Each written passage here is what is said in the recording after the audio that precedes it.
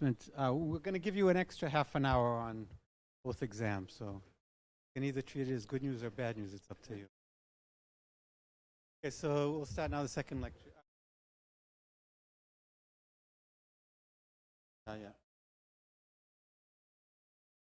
Saturday in general.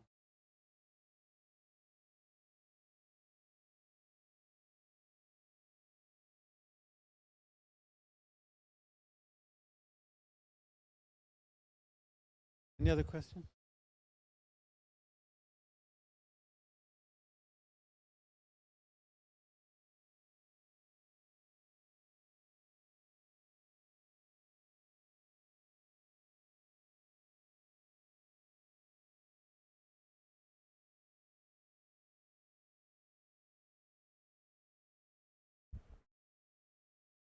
Okay, cool. This thing on and working? Good. So today's lecture is going to be very different than yesterday's. Last time we talked about models of biochemical circuits that compute things and the sort of physical properties of spending energy and whatnot. And there were some questions near the end about how do you connect these kinds of theoretical ideas to experimental data. And today's lecture is going to be all about that, and in fact, go almost in the opposite direction and say, how far can we get without making models, if possible? Is it possible to learn things about a biological system without a toy model that you're trying to solve a sort of spherical cow approximation? So that's one of the themes. The other theme is that last time we were talking very much about a sort of microscopic, very specific, very designed system and thinking about what it can do. And this time we're going to be thinking about larger scale systems and the concept of collective behavior. And certainly many interesting phenomena in biology are sort of collective or emergent, if you want a fancier word. And sort of vaguely speaking, we know from thinking about collective behavior in physics, especially in condensed matter physics, that there's phenomena at a macroscopic scale that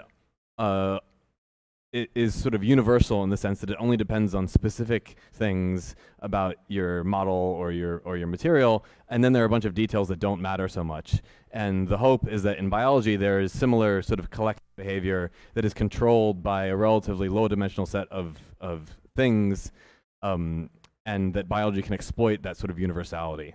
So that'll be sort of lurking in the background. So what I want to do is and I should emphasize that the work that I'll be talking about mostly today is work that was done by groups at Princeton. I was not involved in almost any of this work. At the end, I'll give you, like I did last time, a 5-minute thing of something that I did related to it. But this is mostly work that was done by various groups at Princeton over the last 5 to 10 years. And now we're also going to switch gears and talk about neuroscience. So this might seem crazy to jump around from biochemical circuits to neuroscience, but I want to emphasize that the field of theory in biology is in some sense nascent, and people are looking for general principles that apply to many different systems and at many different scales. So a lot of people work on things like biochemical circuits and neuroscience concurrently, hoping to find those kinds of general principles and similarities. So it's an intentional thing that I'm doing. So I'm going to tell you about neuroscience, but I want to give you as little biology as you need. So let me just give you some very, very basic things. If you're a neuron, you usually communicate with something called action potentials. How many people have heard of action potentials before? Okay, everyone is on the same page almost. So if you imagine recording the electrical activity of a neuron, I can't really draw, but maybe it bounces around and then you get one of these events. that's called an action potential, and they last about a millisecond. And the way I drew it, this cell seems to be having these action potentials all the time, but it turns out that in most areas of the brain, the rate at which you fire these action potentials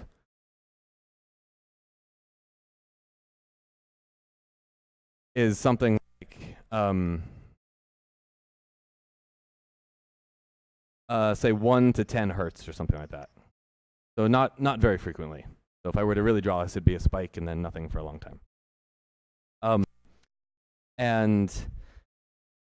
These action potentials are the way that neurons communicate. So they have something called an axon, and then this electrical activity gets propagated down the axon. It hits the end, which is hopefully at a synapse, which affects some chemical properties and encourages the cell that it's talking to either make an action potential in response or discourages it to do so.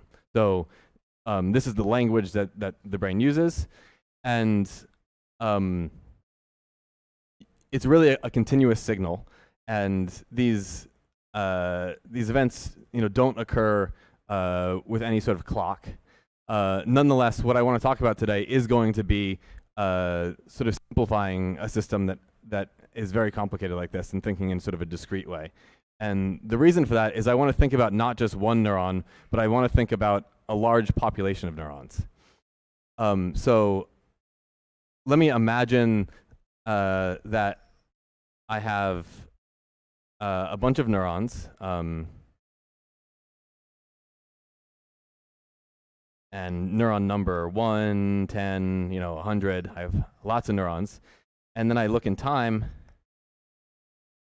and I imagine that what's happening in between is not very interesting, and I find some way to give a little label that when this thing hits a peak, I put a little star and to say, oh, I identified an action potential. So what I could do is I could make a plot like this where this particular neuron fired here, here, and so on. A different neuron fired at different times. This one fired here and here. And you can make, maybe I should draw it with vertical bars.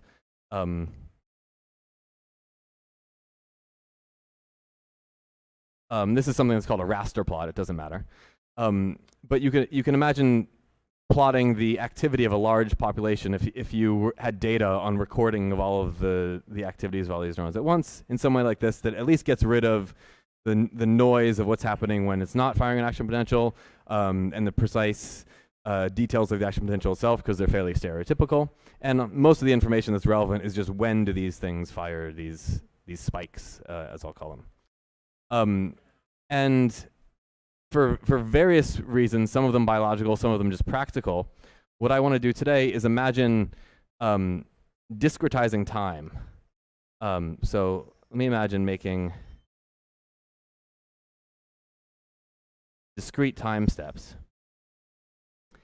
And then what I can do is I can look at the entire population within this time window, and I can say, well, if you fired an action potential somewhere within this window, let me call you a +1. And if you don't fire an action potential within that window, let me call you a -1. I could call you a 0 also, but just two different values. And then so I can summarize the entire activity of the population as some sort of binary word, if you want. And we lose some information. We lose the specific time at which a neuron fired within this window. Also, it could be that maybe a neuron fired twice within this window, and we would still just call that a +1. So we'll lose some things, but hopefully not too much. And we can choose the time window as we want. The time window that is typically chosen is something like 20 milliseconds. And this is so that we're long enough that we're getting patterns of activity. You can imagine that if we had a time window that was like 1 millisecond or a half a millisecond, we were trying to capture these moments. the population would always be represented by either an all minus ones or a one hot where like one was a plus one and the rest were minus ones, right? So we don't want it to be too small, but we also don't want it to be too large because then we'll sort of average out too much stuff. And it turns out that this is a good number for representing lots of neurobiological systems. Okay, so again, what we do is we're going to have variables that represent neural activities, and we're going to say that the ith neuron is a +1 when neuron I spikes in that time window, and -1 when the neuron is silent.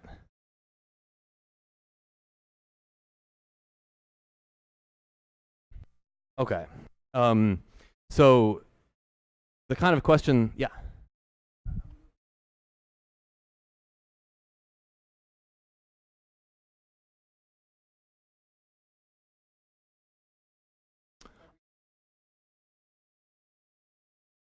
Every neuron has a label, yeah. So there's, imagine that there's a population of lots of neurons, and this is 1, and this is 2, and this is 8, or whatever.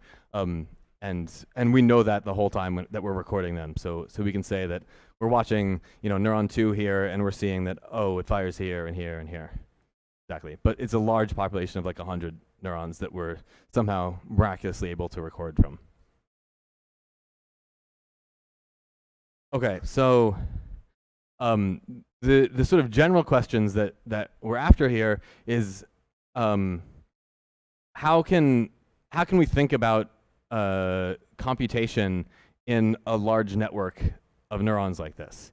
It turns out that there are old ideas, and I'm not going to talk about this much today, but again, the most famous paper on this is by John Hopfield, who's from yesterday, and his paper, which is 20 times more famous than the one from yesterday, is called Hopfield Networks from 1982.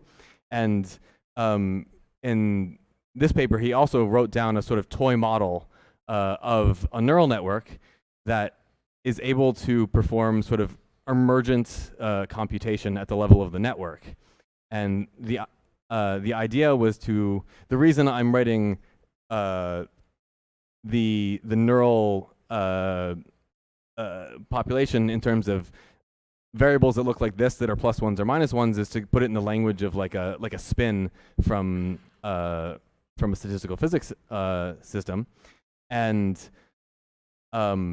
you can imagine constructing a model that had sort of exchange interactions, classical, between a bunch of different units in the system, and there could be an energy function, and you could initialize the system somewhere, and it could flow downhill on the energy function, and that flowing downhill you can think of as a computation if there are many different valleys to flow to. So if you're in high-dimensional space, not just in 1 or 2 dimensions, you could have many different pockets that you flow to, and what these Hopfield networks did was they found these little basins of attraction, and they reconstructed certain things by their flow down to the bottom of these wells. And Hopfield figured out a way to construct this model that used sort of semi-biologically realistic learning rules. So you could imagine that a neural system could do it. But this model was just that. It was a model. It wasn't trying to make a connection to data in any meaningful sense. I think it was one of the first times, at least in the physics community, that people had thought about how you could do collective computation. And that was its main contribution, but it was almost impossible to connect these models back to real data. And like I said at the beginning, today's lecture is about trying not to make toy models, but starting with the data first and seeing what we can do with the data while imposing a minimal amount of ourselves onto the system. So how do we do that? What you can imagine if you do an experiment for a long time is you get a bunch of different patterns of of activity states of the population. If you've ever done like a Monte Carlo simulation, imagine this being like samples from a simulation of a model, and you have a bunch of data. You know, say you have a bunch of steps in between here. So these are like quasi-independent samples. Now you'd like to infer something useful about the system that generated those samples. The best thing that you would like to infer is actually the distribution itself. So what is the probability distribution of the joint state of all of the neurons? This is going to be a really hard thing to do, right? Because if we have 100 neurons and they all can take 2 values, there are 2 to the 100 possible configurations that they can take. And I don't know exactly how long that is, but like none of us are going to live long enough to collect enough data to be able to estimate the probability of every single configuration there, right? So we're going to have to do something where we make assumptions. So we're going to have to impose our will somehow on the system. We can't just, you know, one thing you might do is just take all the samples that you have there and make like the equivalent of like a histogram estimate. You know, this particular configuration happened 6 times, this one happened 2 times, and just report back, here's the data. But that's kind of useless, right? That's just regurgitating the data. That's like the story about the map being the same size as the city, right? So we want to do something else, and it's not clear what we can do. So what I'm going to tell you today is one approach that people have taken. Hopefully by the end of it, I'll get to tell you another approach that people are taking a little bit. But certainly this approach has been very fruitful and has been applied in many different situations, many different application domains in the past 5 to 10 years. So it's an example of an approach that does cut across disciplines, and if I have a chance at the end, I will briefly mention some of the other applications, but we're going to mostly focus on neuroscience. So even though you can't really estimate this full joint distribution from data, you can estimate certain summary statistics, right? So this we can't estimate.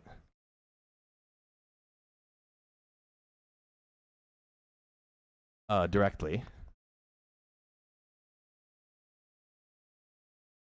But we can estimate some things.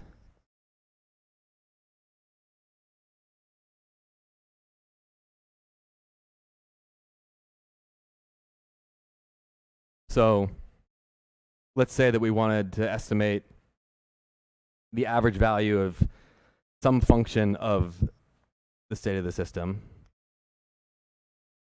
And for simplicity, maybe that's just the fraction of the time that the first neuron is spiking.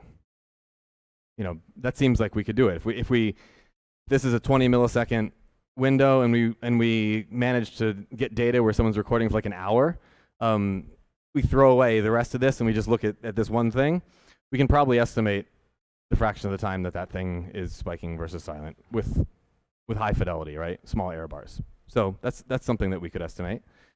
We could probably also estimate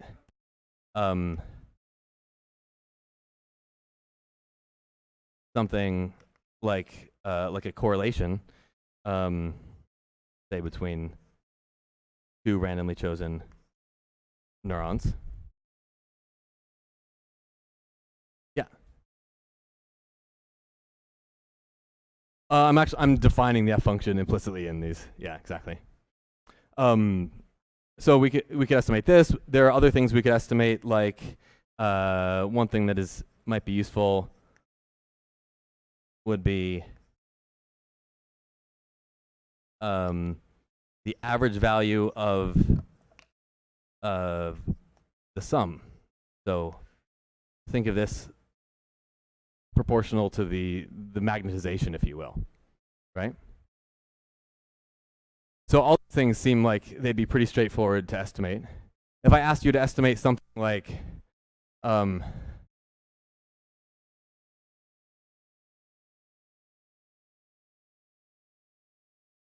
something like this, that might be difficult, right? A fifth order correlation with not too much data is going to be hard to estimate. So maybe that's a bad thing to try and think about. Maybe we should not estimate those things. But things like the fraction of the time a neuron fires, the correlation, and the average magnetization should be pretty straightforward. And we can estimate with high fidelity. And let's say I choose these things. So this sort of fixes, if I have a population size of n neurons, this is going to fix n numbers. This is going to fix approximately n squared numbers. And this is going to fix approximately order n numbers as well, right? So the number of observations I have is roughly n squared. But the number of states in the system is 2 to the n. And you can imagine trying to find a probability distribution that gets these things right, because we can measure them, we can estimate them. So it wouldn't make sense to write down a model for this joint distribution that gets things wrong that we know we can estimate reliably from data. So we should get it right. The space of probability distributions is large. There are lots of different probability distributions that will get these things right. And it's not clear how to choose between the different distributions that get these kinds of statistics right. This gets us somewhere, but it doesn't get us everywhere. We have to figure out what we want to do next. What do we need to, you know, put our money on, you know, on something on the roulette table and decide what are we going to do. Okay. Everybody on board? So what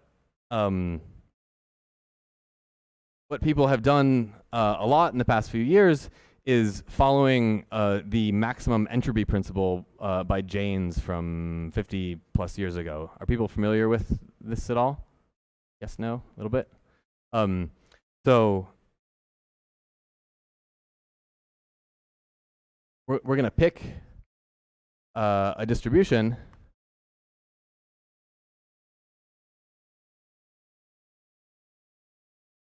that gets our chosen summary statistics right.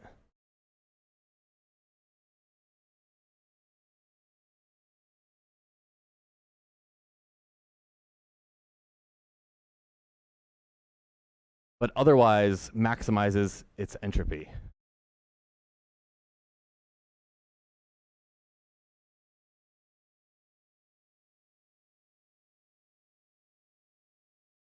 The idea here is that if I pick a distribution that has a very low entropy, I'm kind of constraining it more than I might need to.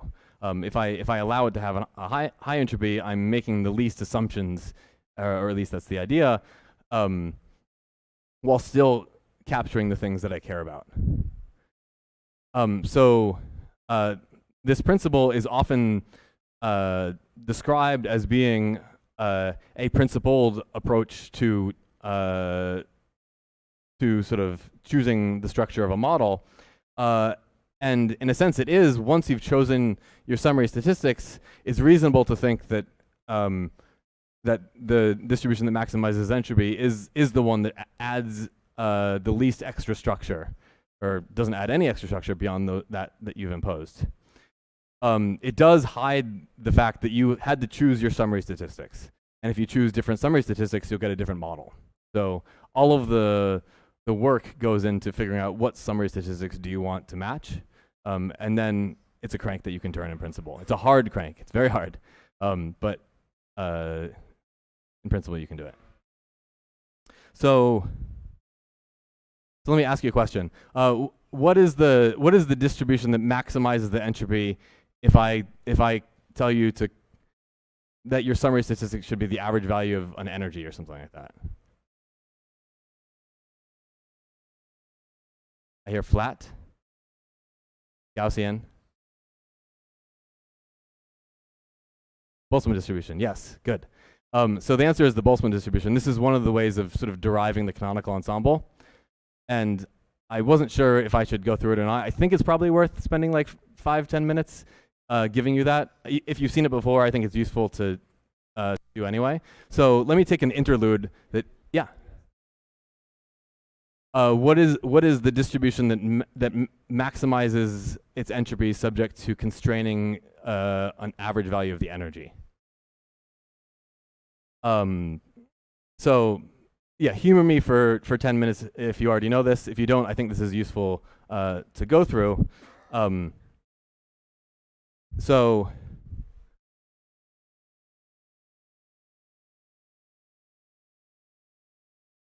think of this as a brief interlude. We're not talking about biology. We're talking about a course on statistical physics. And some of the stuff that I'll introduce will be useful tomorrow as well. So I'm going to think about entropy not in terms of thermodynamics, but in terms of information theory. And I want to define the Shannon information.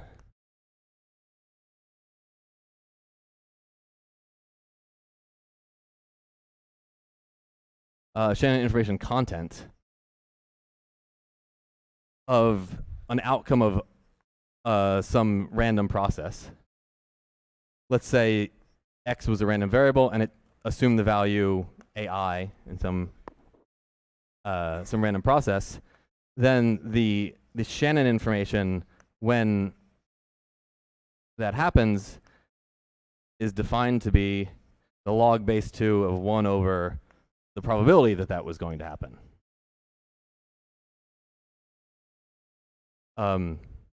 So plot of this function of p.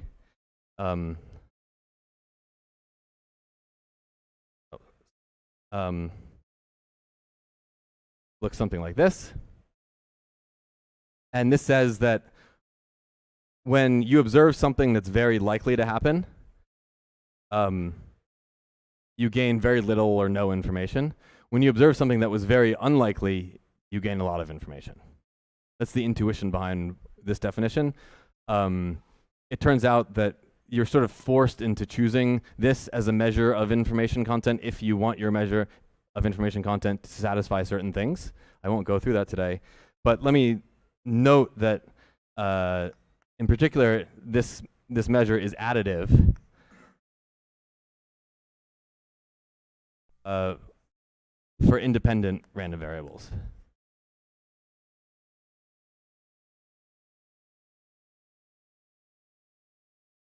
Okay. So this is the idea of Shannon information, and sorry?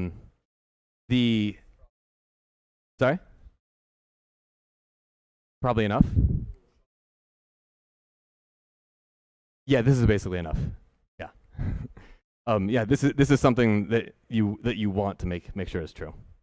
You can relax it and you get other kinds of entropies. Yeah. Okay. So then the entropy not in a thermodynamic sense, but in an information theoretic sense, is just the average Shannon information.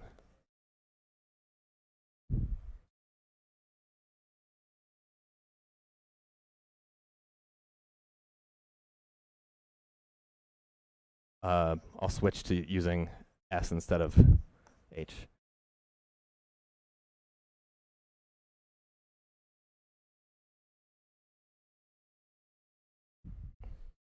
Okay.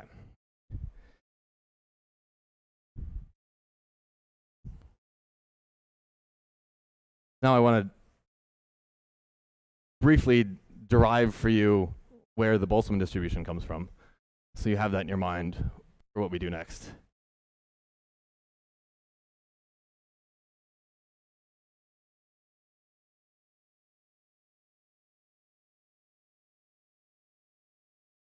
So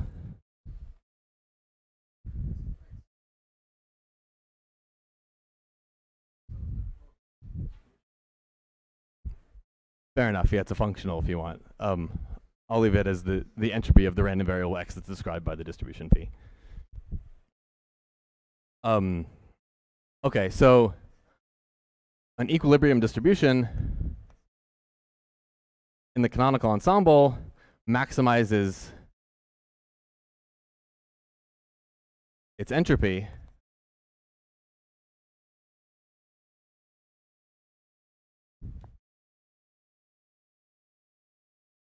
subject to some constraints. First of all, we're gonna find a distribution, but we want it to be a distribution, so it better be normalized. And the more important one, well, not the more important, but the one that distinguishes it is the fact that we're gonna force the average energy to be some value. Okay? So if I want to solve a sort of constrained optimization problem where I make this and this be true, but then I maximize entropy, what should I do? What's like the framework I should probably use? Yes. Interesting. I used to say that if there's like when you go into like other interdisciplinary areas that involve physics, I would say like the only thing I know every physicist knows how to do is a Gaussian integral, but maybe actually Lagrange multipliers is the thing that every physicist knows how to do. Okay, so we're going to use Lagrange multipliers. I won't even write that down because everyone knows.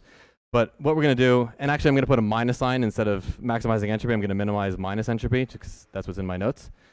So we're going to minimize with respect to this distribution minus s. And maybe you're right. I should have not called it x because I'm getting PIs here now. So we're gonna minimize minus the entropy subject to some constraints. I'll put an alpha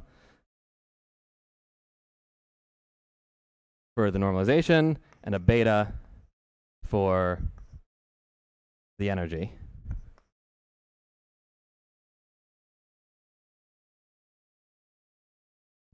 And now I take the derivative with respect to pi and set it equal to 0. And from the definition over there, we get two terms, right? We get a log pi, and we get a 1. From this one, we just get an alpha. And from this one, we get a beta ei.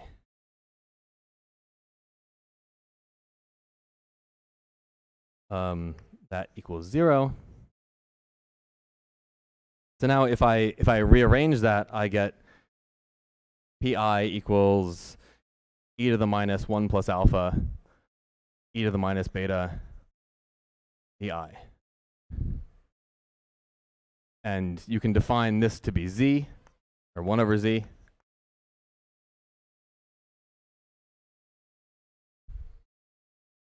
And I could stop here and say, okay, this is the Boltzmann distribution.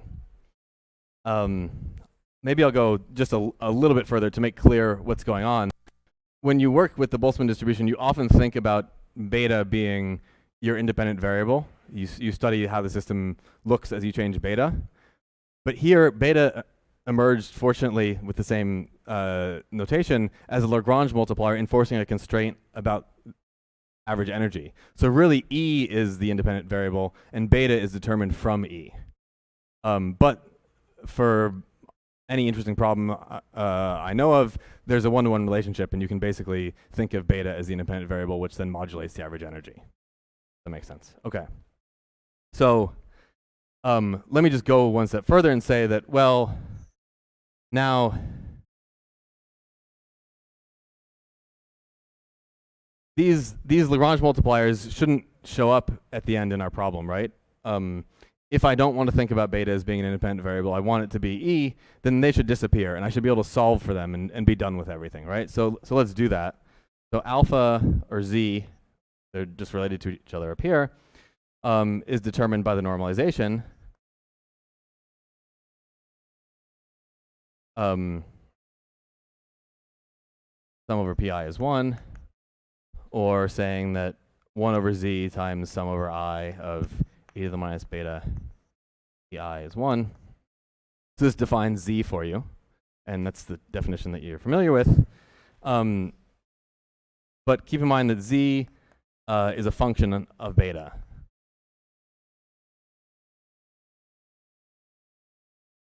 Right? So we still need to use the other constraint, and once we do that, then we'll find beta, and once we find beta, we find z, and then there's nothing left. We're done, right? That's normally how you would do it.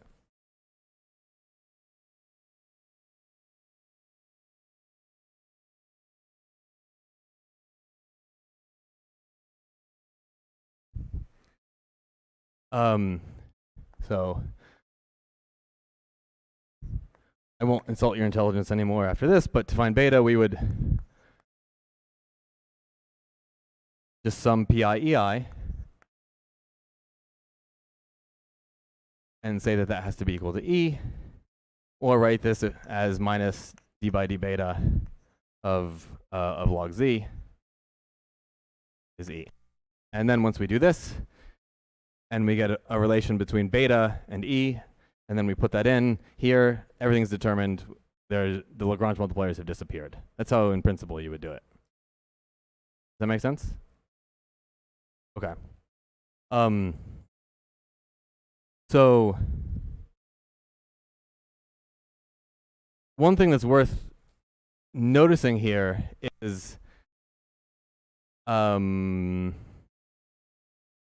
in this derivation, I didn't use anything about the fact that the EI was the energy. EI, if I had some, I'm using I to label all the states of the system, but imagine you have a system like our neural system with many units, and every state I is a pattern. EI is a function of the states of the system, and this is just some constraint on some average value of some function of the state of the system. So if I use something that wasn't E, if I use some other constraint, the exact same thing would go through, and I would end up with a distribution that looked like this, but instead of having E here, I would have my function F1 or F2 or F3 or whatever it was that I wanted to constrain. And instead of having a beta that corresponded to inverse temperature, it would just be the Lagrange multiplier that enforces the constraint that I tried to impose. Does that make sense? So going back to the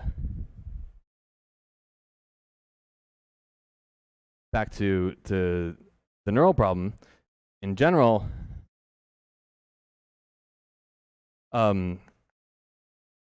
if we fix some average value of some function,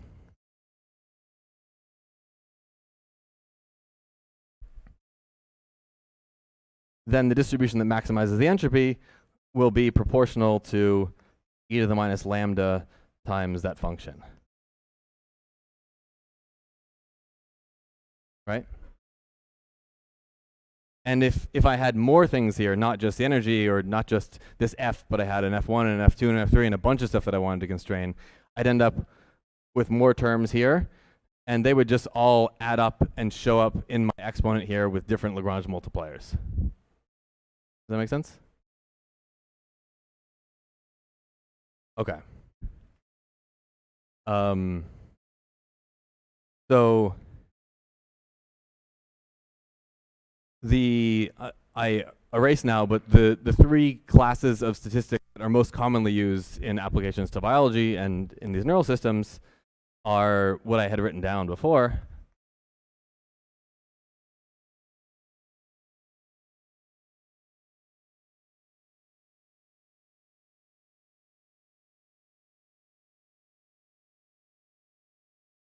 So one is the mean activity.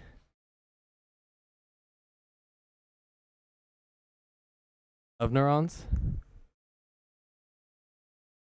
And when I do, if all I did was constrain the mean activity of neurons and then tried to maximize the entropy, what would the resulting distribution look like?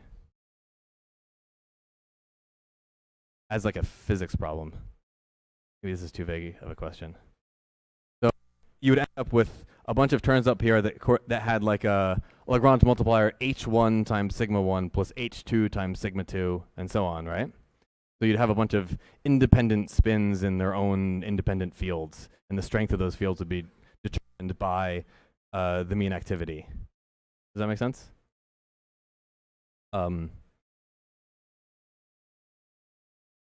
Second class is correlation between pairs, because we can estimate those. And the third is something like the magnetization distribution. So the probability that K of n cells spike.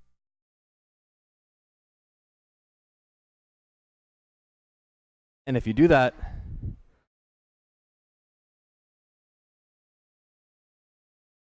what you end up with is a distribution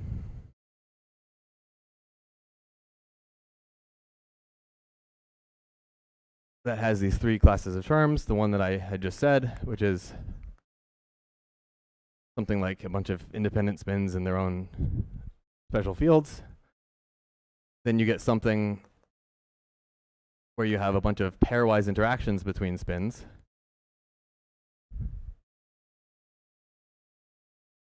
And then you get a third term, which is less common in physics. You have some potential of, well, of the sum only.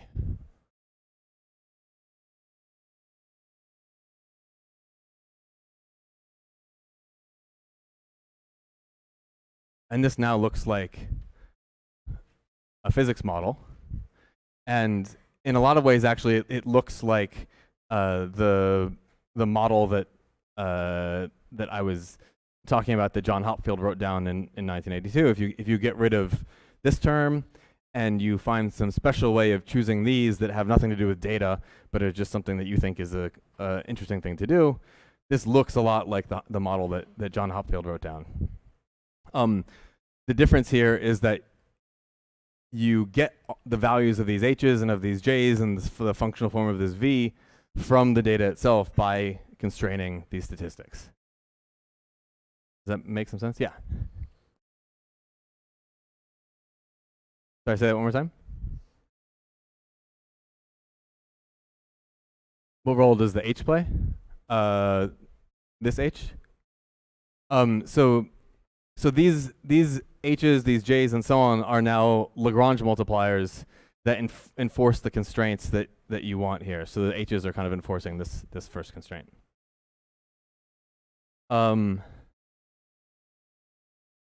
V is some potential that enforces the third one. So yeah, I should say this comes from the first, this comes from the second, and this comes from the third. Historically, people did not do the third one. They just did the first two because this looks most like a physics model that you're familiar with. And they found that it didn't perform well enough. So they put this in, and this only adds order n parameters, so it's negligible, but it improved the performance of the model a lot. I don't know. It comes from the data. You have to find it from the data. It enforces this constraint. You know, I see that in my data, most of the time no cells spike, sometimes only one. Very rarely do I get 2/3 of the population firing, so I should have my potential such that it really doesn't like it when you have 2/3 of the population firing. But it's whatever the data determines it.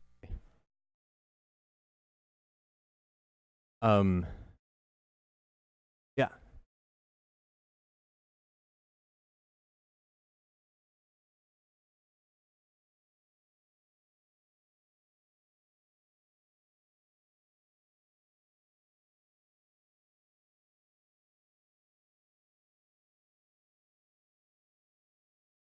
They are definitely related in the sense that if you didn't have 3 and you just did 2, that would imply a certain distribution of k out of n neuron spiking, and if there are a lot of correlations between things, that's going to encourage many things to happen together. Even just having 1 without 2 or 3 is going to imply a certain value for the distribution here. It just turns out that if you only have 1 and 2, and then you look at your model and the predictions it makes for this third thing, it gets the wrong answer. So then it makes sense to add it in and constrain it. And maybe this is a good time to mention that in the example of the neurons, the things like the pairwise correlation between each pair of neurons is actually quite small. The first paper the first paper on this was, I think, from 2006, and it's a Nature paper, and the title is "Weak Pairwise Correlations Implies Strongly Correlated Something or Other." And it turns out that even though any individual set of pairwise correlations between the neurons is very small, the structure of the neural population as a whole ends up being very strongly correlated. And that might seem counterintuitive. It might also seem obvious. So if you think about how comfortable are you all with statistical physics? Like if I start talking about the 2D Ising model, is that a useful example? So imagine you have a 2D Ising model, and you're away from the critical point. So you have exponential decay of correlations. So if you pick two random spins in the system, the correlation between them is going to be negligible, exponentially small, probably. If I'm at the critical point, it'll still be decaying away like a power law. So still, if I pick any two random spins in a very big system, the correlation is going to be quite small. Here, even though the correlations are, in terms of normalized correlation coefficient, like order 0.1 or so or less, which is not very big, those correlations are ubiquitous amongst every pair in the system, which means that in some sense it's much more correlated than even the Ising model at its critical point. So maybe it's not that surprising that if you have weak correlations, but they're between every pair in your system, essentially, or a finite fraction of the things in your system, you should expect there to be ubiquitous sort of collective behavior going on. Okay, so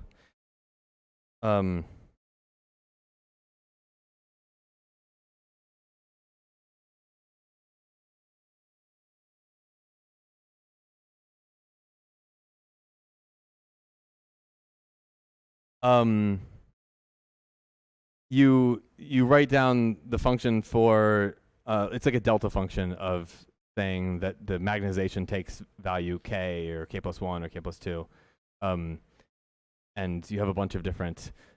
So this is order n or 2n plus 1 Lagrange multipliers go into constraining the value of the magnetization at all different possible values. Does that make sense? A little bit. Okay. So I know. Can we claim victory? So we write down the structure of this model. Then solving it is actually quite hard. But let's say that you can. If you're a graduate student and it takes you 2 years, fine, you do it. You burn a lot of cycles on your computer. You can find all these parameters. Luckily, it's a convex problem, but it's still nonetheless very hard. Should we just declare victory? Are we done? Do we go home? Report. Here's the model. Write a paper. Say here's the 6,000 values of the JIJs, and just be done with it. Or what should we do? I should say that in some sense, what you should do is not obvious, and maybe what people did so far is maybe there are other things that one could do. So I'll tell you some of the things that have been done. But if you have any ideas for what to do next, I'd love to hear them. So the first thing you could do is you could take this seriously as a physics model, and you could think about what kind of physics model is it. And it turns out that if you look at the JIJ matrix, it has a bunch of positive terms, it has a bunch of negative terms, and if you look at sort of triangles of neurons, IJKs, and you look at the JIJs that sort of go along those triangles, you find a large fraction of the triangles in the system are frustrated in the sense that they have an odd number of, I guess, of negative values. If that makes sense. So that means that there's sort of competing interactions. There are competing things going on. Some things want to order together. Some things want to be opposite, but in a way that's sort of incommensurate. And there's a structural problem that the system can't just. Not everyone can be happy, and this is the hallmark of in statistical physics of what's called a spin glass, and it's part of what gives rise to very complicated energy landscapes that have lots of local minima, so that's interesting. So in some sense, the landscape that you get out of learning this model and then looking at it has a character that is similar in some ways to that hop field model that I mentioned in the beginning, that had these basins of attraction and these valleys that you would fall into. So there seems to be some sort of computation that the system could in principle perform that's of a flavor similar to hop field, except that we didn't impose the structure of the JIJs because by some cool model. It was actually just found from the data. Does that make some sense? That's one thing that you can do. The second thing that people did, yeah.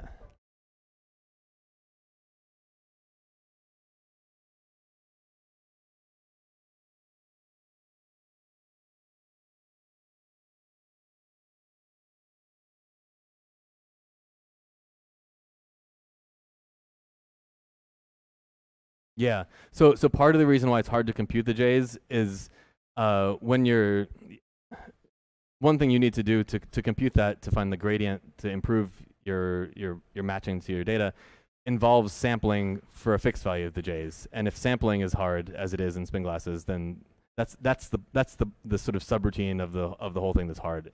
It turns out, even though the problem is convex, getting the gradient at any moment is hard. It turns out, so in something like the Sherrington-Kirkpatrick model, which is the sort of mean field model of the spin glasses, you have an exponential number of local minima. In this, I don't know how many you have exactly. People looked at it, and in my recollection, it's definitely not exponential. I don't remember exactly what it looks like, but so maybe it's being a little bit fast and loose to say it's a spin glass, because you're right that if it were a spin glass, it would be kind of a useless thing.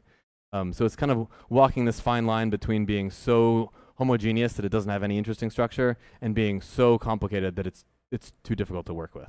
I think that's the idea. You should.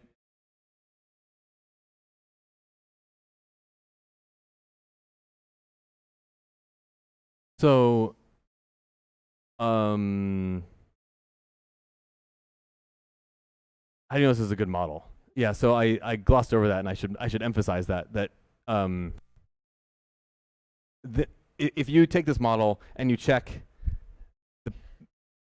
your prediction on the pairwise correlations, it has to work because that's what you fit it on. You're not doing any testing there because that's what you selected it to do. So you have to find other kinds of things and test it on that, and testing it on something like a third order statistic or some other summary statistic that you didn't explicitly constrain is one way of testing whether the model is good or bad. Another way, so a lot of my time is spent thinking about the field of machine learning today, and essentially what is being done, if you want, in this whole approach is something called unsupervised learning, where you say, I have a bunch of data, and I want you to give me some way of representing the probability distribution that this data comes from that's more interesting than just regurgitating the data back to me. And through the motivation of maximum entropy and fixing certain summary statistics, you arrive at a model like this, and then you fit the model. And it turns out that once you've chosen this model, the process of fitting these parameters to match these statistics is mathematically equivalent to doing what's called maximum likelihood.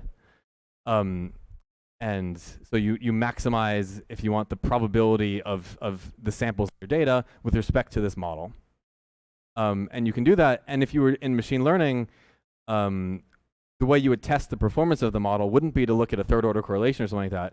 It would be to take some of your data and save it for later, and train it on 80%, but leave 20% of your data, and then test how good the performance of your model is on that 20% of the data.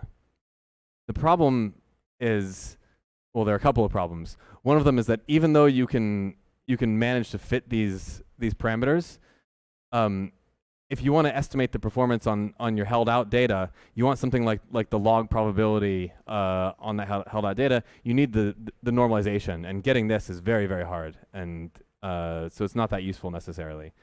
The second thing is that even if I tell you that on this held out test set that your model has a performance of probability 10 to the minus 62 or something, I don't know, is that good or bad? I don't know. So looking at held out data is useful for choosing between models, getting a relative statement about whether a model is good or bad, but it's not good at getting an absolute statement about whether a model is good or bad. Okay, so long story short, in the neural problem, people tested this model in both ways, but in particular on certain summary statistics that they can still estimate from data, but they did not explicitly ask to constrain, and they found that the model did a good job. So that's sort of a validation that this seems to be like a good model. Let's see. So, yeah.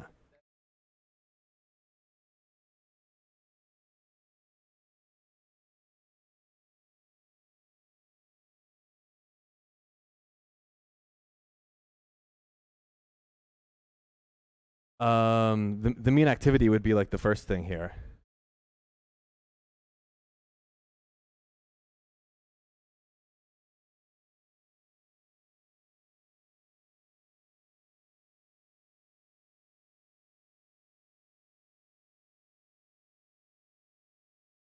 That you, well, not even check.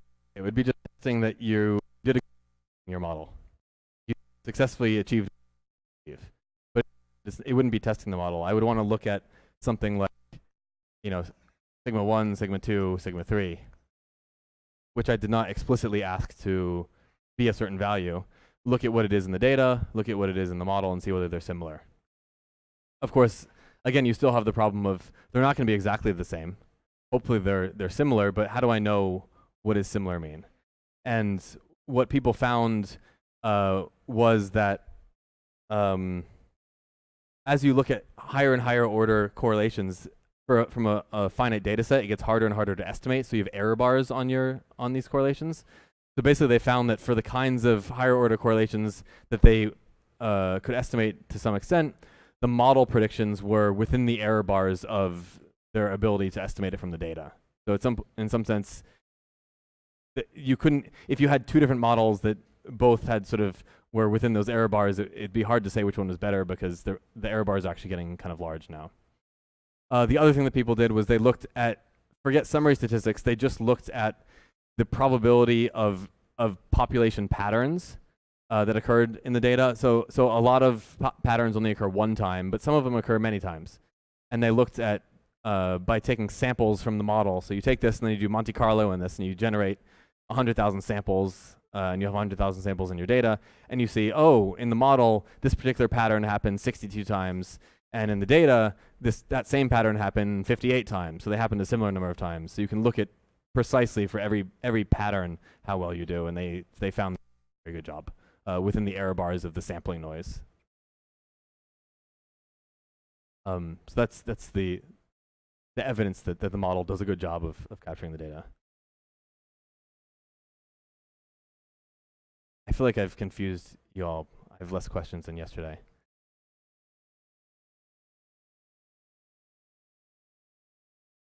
Okay, so as I was saying, the goal is not just to have the model and write a paper reporting the values of the parameters, but to think about what the model looks like, and maybe the structure of the model can tell us something about the data, and we can learn something. So I said one of the things was we can look at the network of interactions and analyze it in various ways. Look at whether it looks like a spin glass or not. There's all sorts of other sort of like network physics that you could do with the structure of the interactions that I'm not going to talk about. What I wanted to spend a little bit of time on was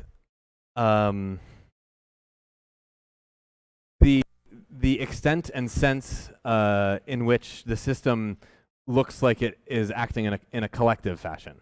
So I was saying in the beginning that once we start looking at biological systems that are large and interacting, you might hope that there's some collective behavior that shows up, and that would be nice because that would mean that there could be some universality, some underlying simplicity, and maybe theory is going to be useful. So looking for signatures of collective behavior from a theoretical standpoint is both interesting and useful. So that's what this group did next. So there are various things that you could do, but imagine that we don't really care about the specifics of the model.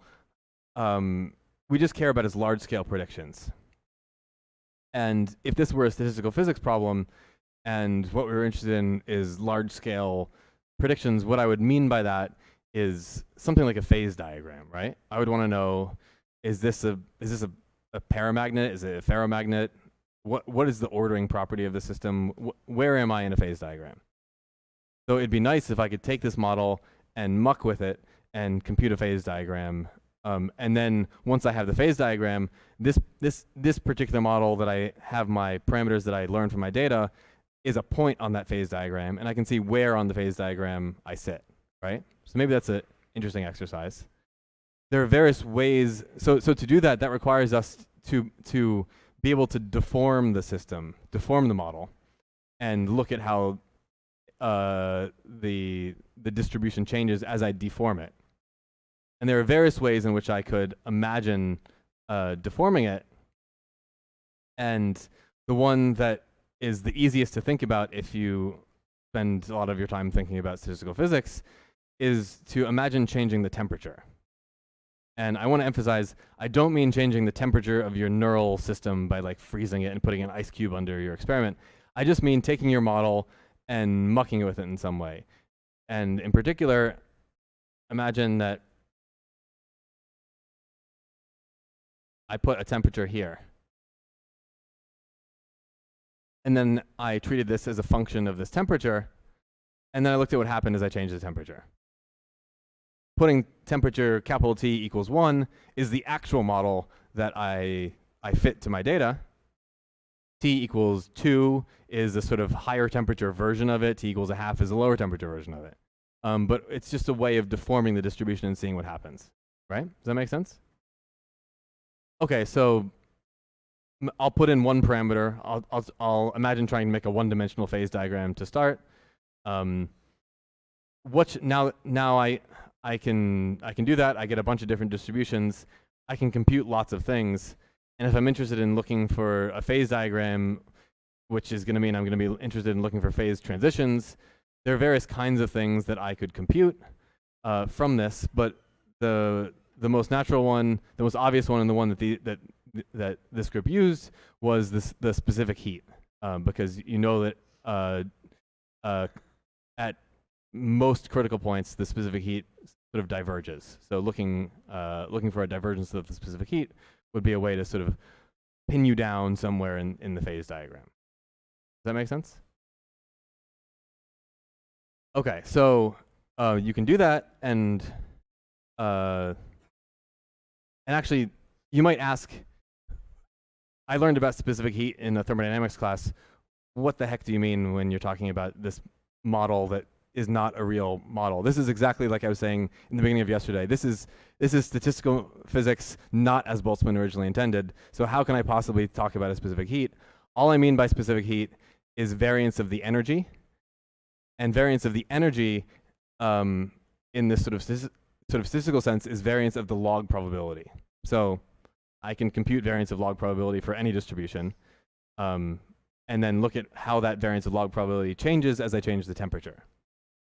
Does that make sense? And what these groups found as you change the temperature and you look at specific heat is that for small system sizes, you get something that's not so interesting. As you get to larger and larger system sizes, like 40 and maybe 120, the specific heat starts having a peak, and it starts having a peak that's very close to T equals 1. And again, T equals 1 was where our actual data distribution, the distribution that was fit to the data, sits. So this is some evidence that the model that was fit to the data looks like it's close to a critical point. Does that make some sense?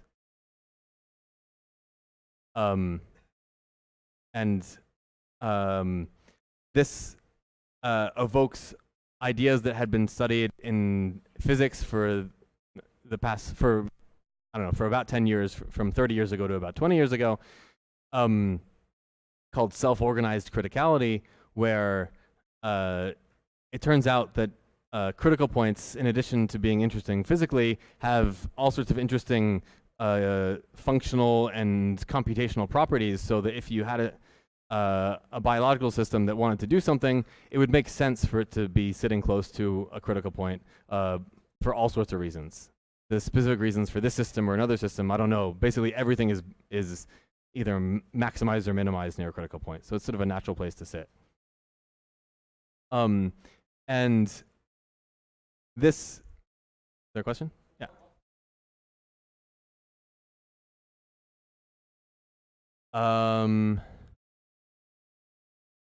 So if it has a divergent specific heat, it's probably going to be at least second order. I'm going to give you an argument that it's actually infinite order in a second. So people have gone through this similar exercise of constraining certain statistics that they can measure, constructing this maximum entropy model, putting in a fictitious temperature once you do that, making a specific heat or various things, and they find almost every time that they do this on a biological system that the specific heat has a peak that is growing with system size, and I should emphasize that this is the intensive version, and this is still growing with system size linearly, and that peak is close to t equals 1. So this idea that that biological systems might be near critical points is something that has been talked about a lot in the past 5 years or so. Okay. Yeah.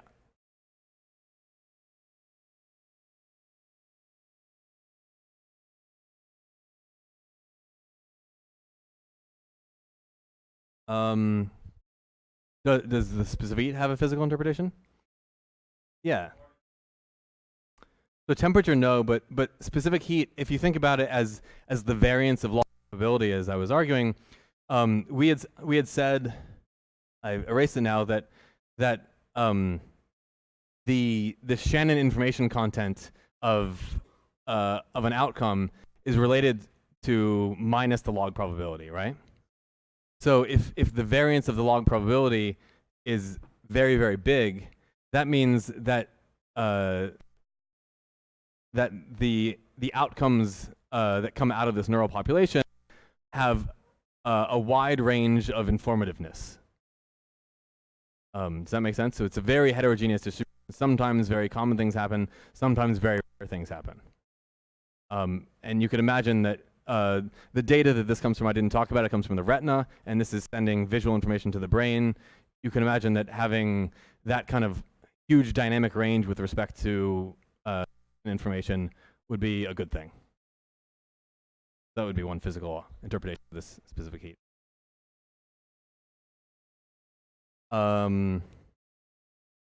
So you might complain, I think I have enough time to do this. You might complain that we're getting ahead of ourselves, and we're saying, you learned a model from data. The model is wrong, right? There's all models are wrong. Some models are useful. How do we know that this is useful? You're taking this model seriously, and you're driving all sorts of physical things about it. But the data is just the data. You know, the only way you were able to construct this plot here was to put a fictitious t here, and the notion of a peak in the specific heat only makes sense with a parameter that doesn't exist in the data. The data just is what it is. So how can you even talk about there being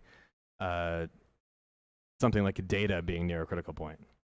So I'll tell you what this group did, and then what I did also.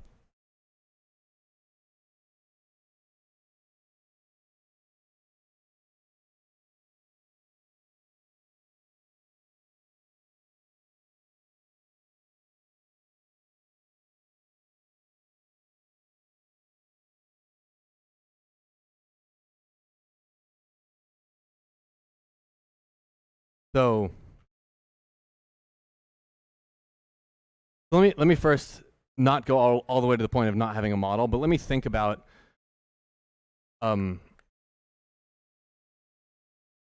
about a model where I only constrained the third thing down here, the sort of distribution of the magnetizations.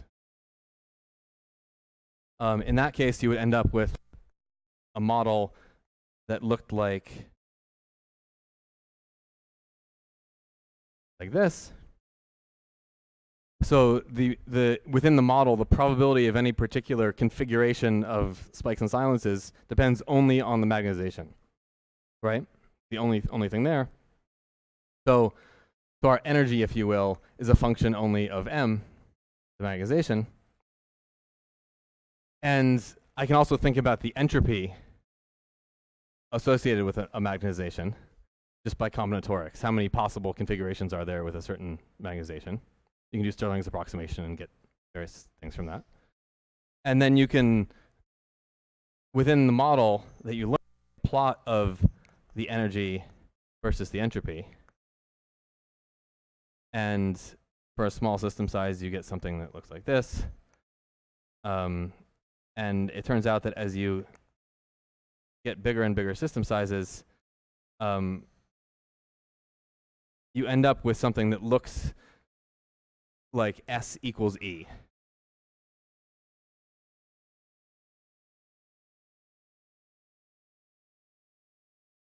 And this is very weird. I can give you a couple arguments for why this is weird. One reason this is weird is that you learned in class that if I take two derivatives of this with respect to energy, then that should be inversely proportional to the specific heat. So that says that the specific heat is 0, or this is 0, so the specific heat is divergent. So that's weird. Another reason this is weird is you could imagine taking this thing and trying to compute the partition function as a sum over states. And if you want, you can write this as an integral with a density of states.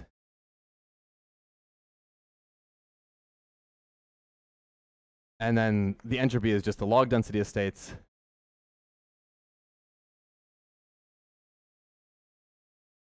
Not EI.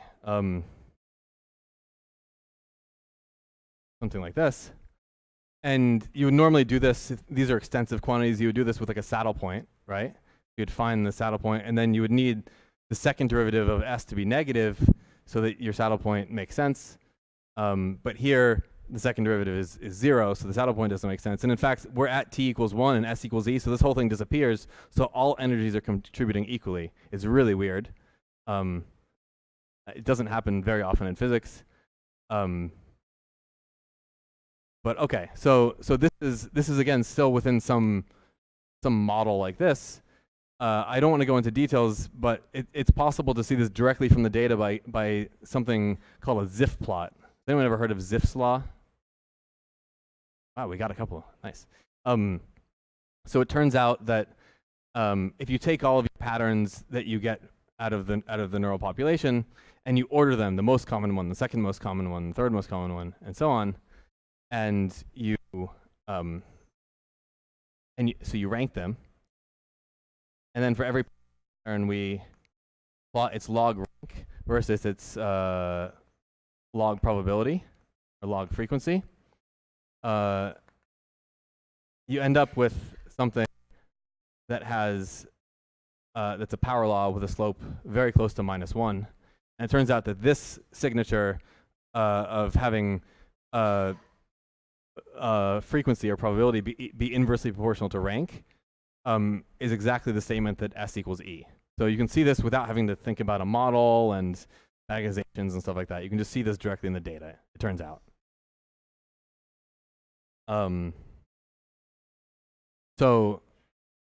This is an additional argument that right from the data, this motivated putting in this T and then looking at the specific heat and the peak and finding criticality and blah, blah, blah. But then you can go directly from the data, forget about fitting any model at all, and you find that the data itself has this weird signature that implies that the system should be near or at a diverging specific heat kind of point in the sense of a divergence in its variance of its log probability.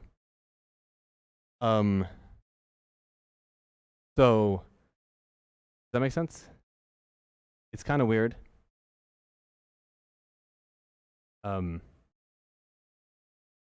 We should pause for a second.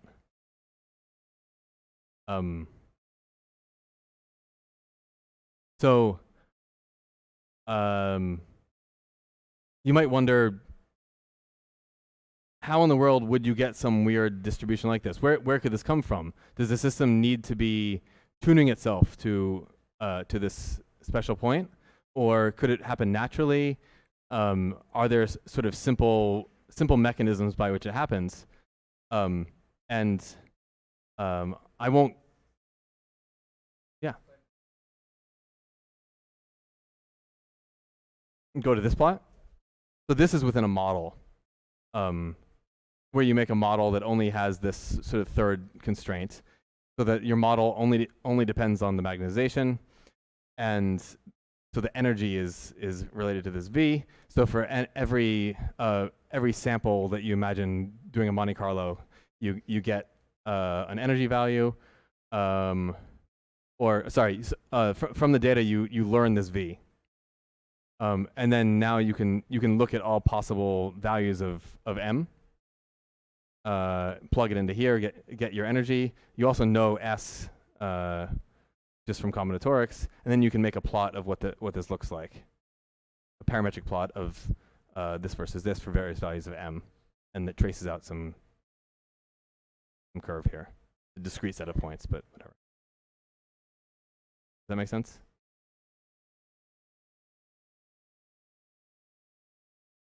It just is. Yeah. Yeah. And I wrote a paper saying why, but I don't know if it is why, but it's one idea for why.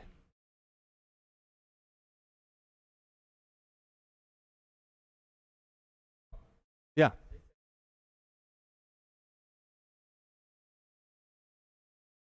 Yeah, Kurt Callan told me this also.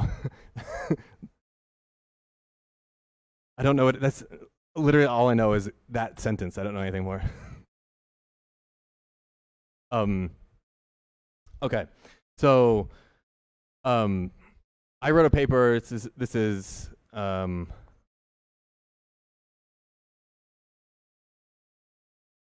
PRL from 2014,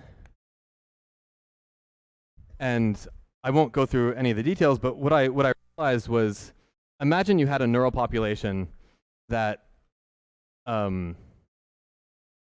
so all of this data comes from the retina, and the way that you do an experiment on the retina is you take it out of the animal, you put it in a dish, and you keep it alive with some chemicals, and then you show it a movie, and then you record the activity of the neurons.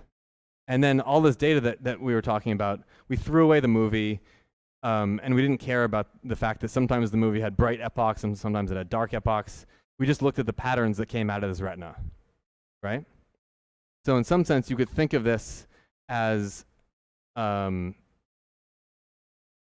that the movie itself, let me call it an image. So I had an image I, and then I had a probability of response given the image.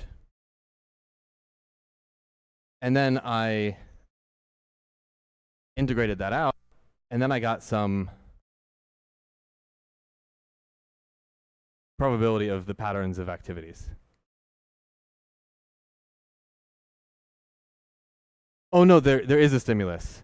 You take the data where the movie is doing all sorts of stuff, but then when you collect the data, you just look at the patterns that came out of the experiment, but you don't keep track of what the movie was doing, for example.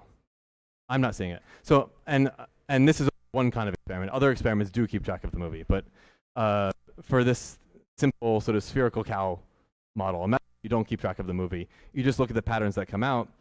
You should think of the distribution that we've been talking about this whole time as a sort of marginalized, or a distribution where we integrated out the movie. And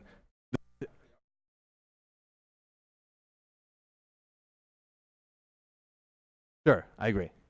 But it turns out that if you make the assumption that that the neurons are independent even. So this distribution you can write like this. They're conditionally independent given the movie. So they're all doing things, but you might see correlations between them because they're both receiving bright moments and dark moments together. But then you integrate this out. It turns out that with almost no structure imposed on the distribution of the light intensities in the movie, this marginal distribution over here is going to have Zipf's law, it turns out. So it's sort of a ubiquitous property that comes out when you have hidden causes that are coupling to the whole system that you're studying that are fluctuating and you integrate out, marginalize over. So I thought that's kind of cool. Sort of there's a power to these sort of hidden variables that creates these strong signatures of this special kind of criticality that's this Zipfian criticality. Whether that's what's happening in the data or not in any of these systems, I don't know the answer. But it's certainly interesting that you can get it so easily with a mechanism that is strikingly similar to the kinds of experiments, what's going on in the kinds of experiments that people did. Maybe the last thing that I'll say, because I know I'm running short on time, is that this idea of having these hidden variables like this I, so you can think of this like I have this I, and then it talks to all of, and then having this fluctuating. Maybe making a model that is structured like this would be a good model for this kind of data. And in fact, people have found, I have a poster I never published, but there are papers using a certain kind of model called a restricted Boltzmann machine, which comes from machine learning.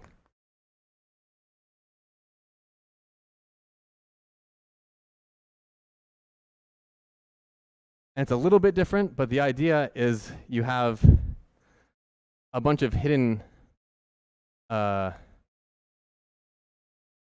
units, and then you have your data, your spins, sigma 1, sigma 2. And you have interactions between all of these things. So you have an energy function on the sigmas and the h's that is going to have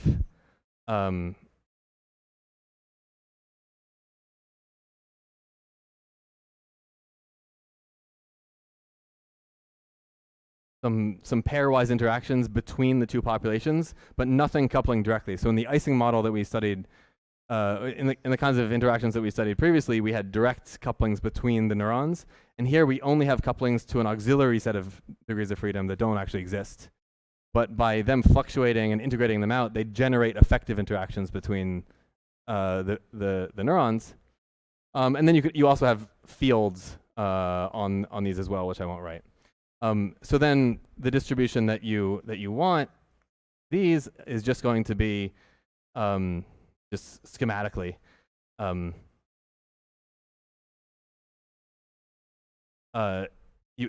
You integrate out this hidden population, you get a distribution just on these, and then you can actually fit the model, these parameters here, and it turns out that you do a better job with this model than you do with the maximum entropy models, or at least that's the current state of things.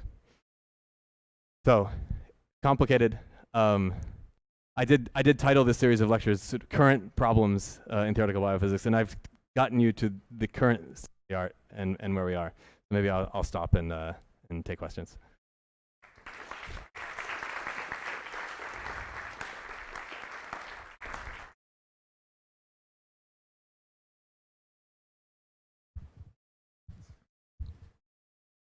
When at the start of the lecture you were talking about universality, when you study this criticality, are you able to calculate any critical components and compare them to other physical models? I don't know anyone that has tried to do that in these systems. I think because the nature of the criticality here is something that you don't see in condensed matter physics, as far as I'm aware, people haven't tried to connect it to these kinds of things. But maybe there are models that I should learn about are similar.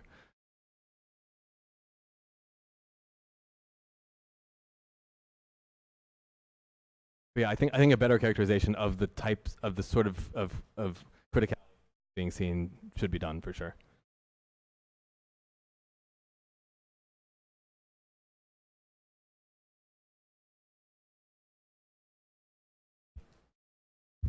What's represent the omega term in the energy over there that's had the two instances, I and alpha? These interactions I'm just calling these. Yeah, it's just a matrix of interactions between two populations. I call these I's and these alphas or something. And it has some relations. If you have like sigma 1 with sigma 3, sigma 2 doesn't interferes in that, because you can have that. You just have like sigma 1, H1, sigma 2 doesn't interfere that. Because they like neighbors and stuff. So if you wanted, I didn't exactly follow, but if you want to have a correlation generated between these two neurons, you would need to have a hidden unit up here that couples to those two, and then you integrate it out, and then you would generate an effective interaction here. So you could easily, so if you do that, you would generate fields and interactions on those two neurons. So if you want, you could reproduce an Ising model with interactions, but instead of any interaction, you would just have a hidden unit that you just fluctuate. One of the nice things about this kind of model is that, well, it's good or bad depending on your perspective.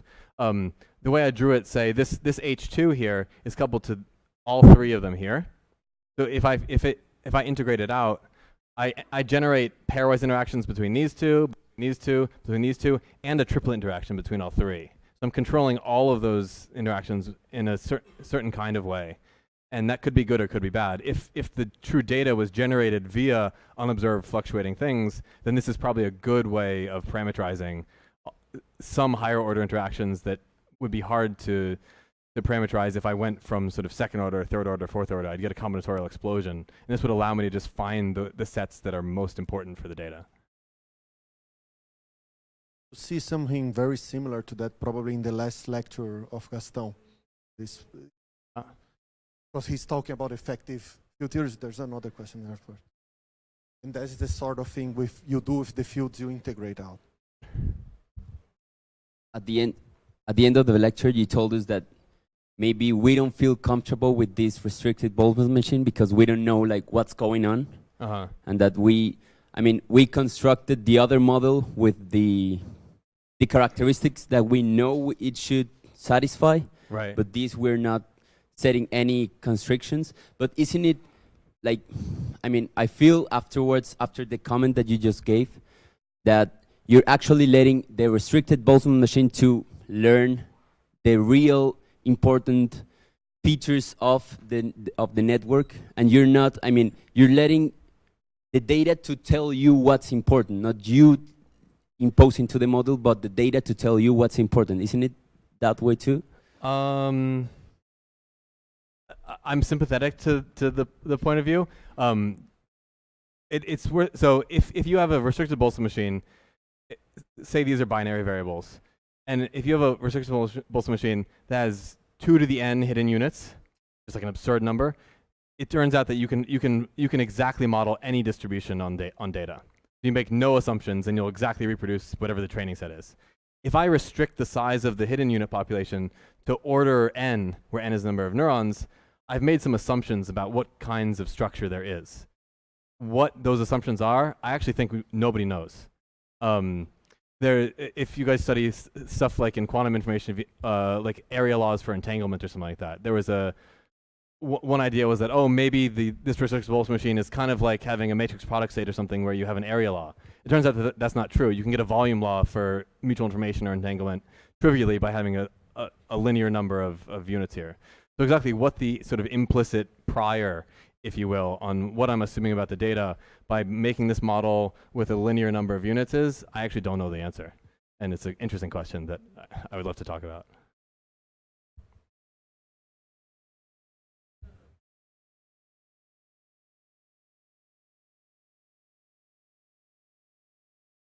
Sorry? Yeah, I have maybe I think there is work done in this stuff, but at the beginning when you were considering this model where the neurons spike or is silent, you made like a discretization of time, right? Mm-hmm. And you consider each time as independent, right? And then you Yeah. do the correlations or the F3 or in general, but for each time, for each time window, right? My question is, well, the point is that in this model, you are assuming that the interactions are classical, as you said, and this will give you an stochastic process that is Markovian, right? Because you don't take into account the past events. So my question is if something has been done, taking into account the memory of the system or something like this. So the approach that I talked about for most of the lecture on the maximum entropy approach, or really any approach that tries to go directly after modeling the joint distribution of activities, is sort of aggressively avoiding making a model of the dynamics. What you could do is you could find some way to model the dynamics, find its stationary distribution, and then get this joint distribution that you wanted. And this is saying, let me forget that hard problem. The dynamics is very much non-Markovian for multiple reasons. The neurons have their own memories. The neurons are coupled to auxiliary neurons that are doing things that you don't know what's going on. So it's definitely not a Markov process. So even if you could learn a transition operator from one state to the next, it's probably not going to be predictive over any distance of time. So the main assumption that goes into trying to model just the distribution directly is that in some sense the samples that you're getting at your different time points are independent. But no real assumption about the structure of the dynamics is being made.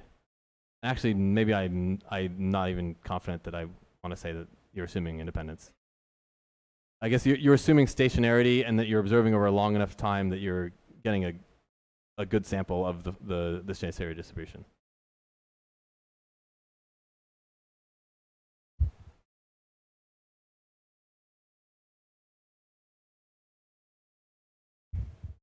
Could you explain again the relationship, or how do you get to Zipf's law from the graph of the entropy and energy?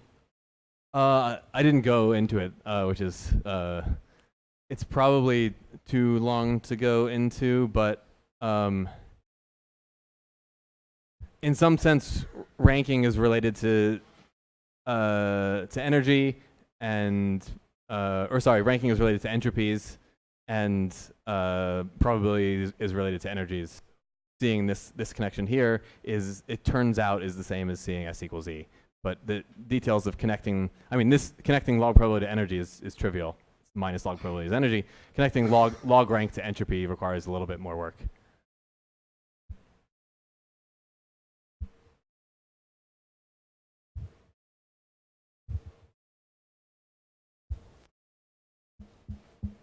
Anyone else?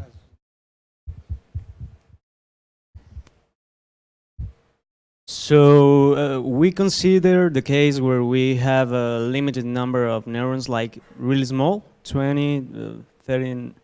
What would happen if we want to look for a system that has a large number of neurons? Would we have to take this entropy and make a continuous function, and see what happens to all other variables, like if we have a density probability? I don't exactly know the answer to this. Certainly, what can I say? When the size of the population is small, like 20, maybe you don't see much interesting collective behavior. When it's order 100 to 200, maybe you start seeing interesting collective behavior, and whatever method you're using to infer that is feasible. Once you start in the next decade or so, people are going to be able to record activities from many, many thousands of neurons simultaneously, these approaches that I've talked about in large part do not scale for various reasons, some of them statistical, some of them computational. And that's where the most interesting collective behavior is going to be, but it's also where the challenges in figuring out how to infer that will be the worst. And right now we're in this sweet spot where we see interesting collective results and we can still do things, but we're quickly getting more and more data where we need to find new approaches. And I don't know how to do it.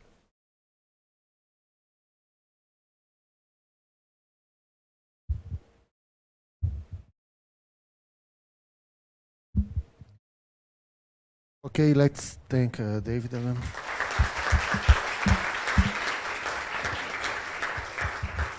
Have refreshments upstairs, and we'll be back for the discussion session. Yeah, so discussion session. So think of questions you want to ask the lecturers.